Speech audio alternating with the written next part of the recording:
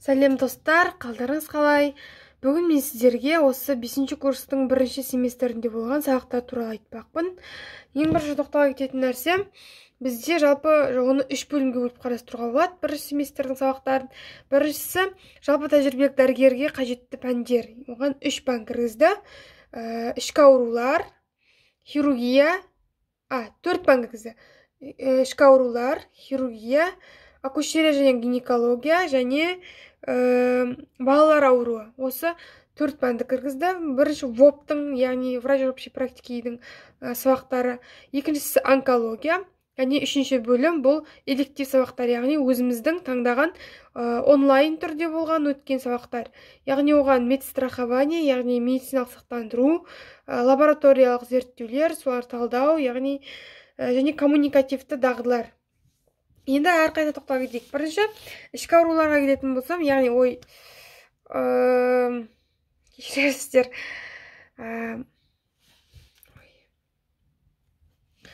Енді әрқайсына тоқталып көтейін. Ең біріншісі ВОП-тың, яғни жалпы тәжірибелік дәрігердің сабақтарына тоқталайын. Оған бізде хирургия кірді, міне. Осында кітап клиникалық хирургия.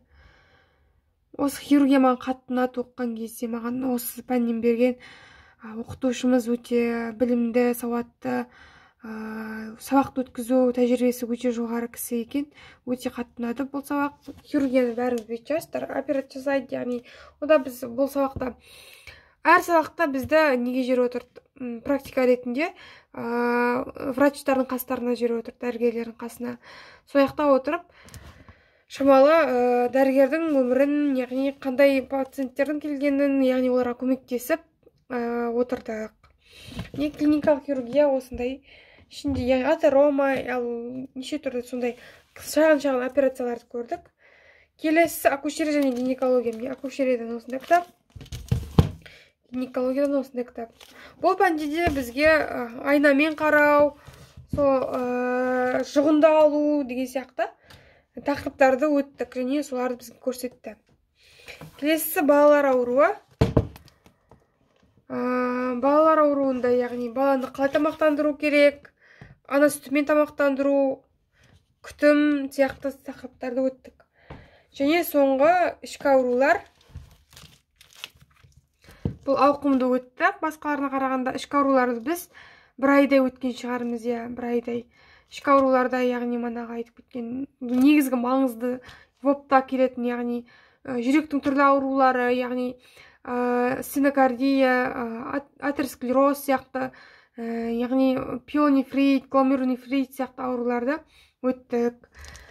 Және ең ұзақ өткен, осы бір ай өткен осы ішкі аурулар. Қалған манаға айтып кеткен балалар, акушерия және хирургия, бұлар 2 аптадан, 3 аптадан әрі кетсе солай өтті деймін. Қалған пәндерді мен кітап алған жоқпын, себебі бір ең басында алып қойғанда мен осы кітаптарды алған едім. Одан кейін қалған, енді онкология өтетін кезде онкологияның кітабын алайын десем, оған ең бірісіне кітаптар тапсыру керек екен. Мен бірақ олар тапсырмай алған жоқпын онкологияның кітабын. Себебі тапсырып қойсам, ертең экзаменде керек болатындықтан бұл кітаптар мен алмай қалуым мүмкін, жетпей қалуым мүмкін маған. Сол себеп тапсырған жоқпын. Одан кейін онкологияда ісік аурулары туралы өттік. Алыстағы қай больницаға бар едік? Онкология больницасына бардық, Ақтөбедегі алыста орналасқан қаланың шетінде. Бұл пәнде жақсы өтті, жалпы ер адам берді, ер адам оқытушысы. Және онкологиядан кейін ол жалпы бізде неше апта, 2 аптадай болған шығар. Одан кейін бізге электив көшті. Электив бізде 1,5-1 айдай онлайн өтті. Оған лабораториялы, яғни түрлі анализдер талдау, қандай мағына береді, қай анализ нені көрсетеді деген сияқты сұрақтарға жауап таптық лабораториялық анализдерден. Одан кейін коммуникативті навык, коммуникативті дағдылар.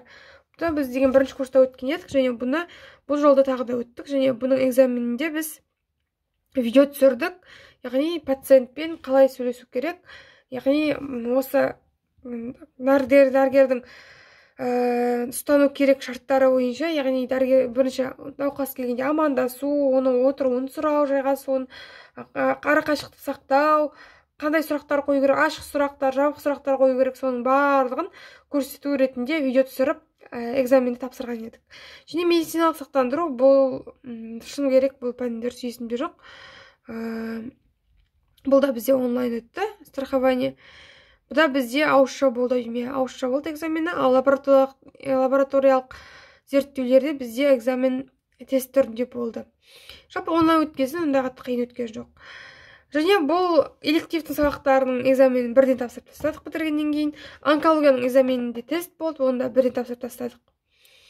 Одан кейін бізде ең соңында қалған экзамен осы 29 және 31 желтоқсанда болған 2021 жылдың осы ВОП-тың экзамені болды. Және ең күрделі экзамен осы болды бізге. Және ол 2 этаптан тұрды. Біріншісі теория, екіншісі станция. Теорияда, яғни 4 сұрақ келеді, осы 4 пәннен. Манағы айтып кеткен 4 пәннен 4 сұрақ келеді. Соларға жауап бересің, отырасында жауап бересің. Және екіншісі станция. Станцияда бізде 5 станция болды. Ол станцияларға баланы денсаулық шегін бағалау, денсаулық тобын бағалау, шамасы солай болу керек. Одан кейін жұғынды алу, қынаптан, жатырдан, тікшекте жұғынды алу, және тағы артериялық қан қысымын өлшеу, ЭКГ, яғни ЭКГ түсіру, және оны талдау, интерпретация, және хирургиядан бізде стане ол еді. Және соңғы 5-шісі тікшекті қарау хирургиядан.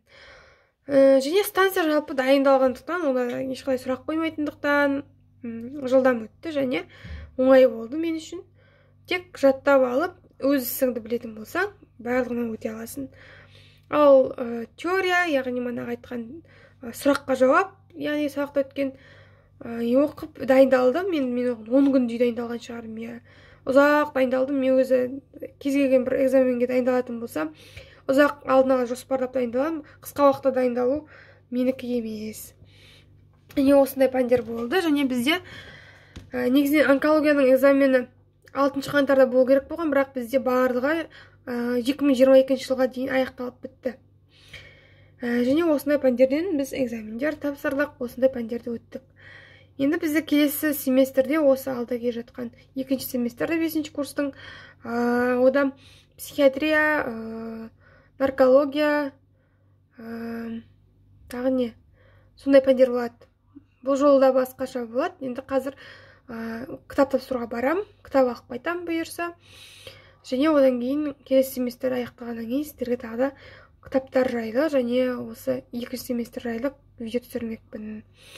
Жақсы, сұрақтарыңыз болса қойыңыздар. Барлықтарыңызға сәттілік. Сау болыңыздар.